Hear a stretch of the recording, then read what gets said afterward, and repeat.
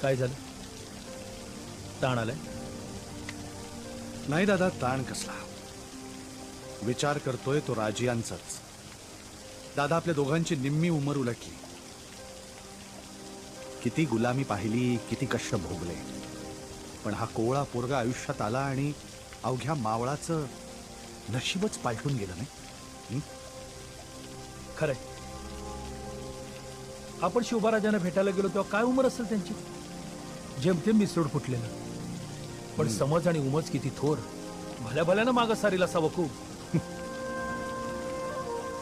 खरंच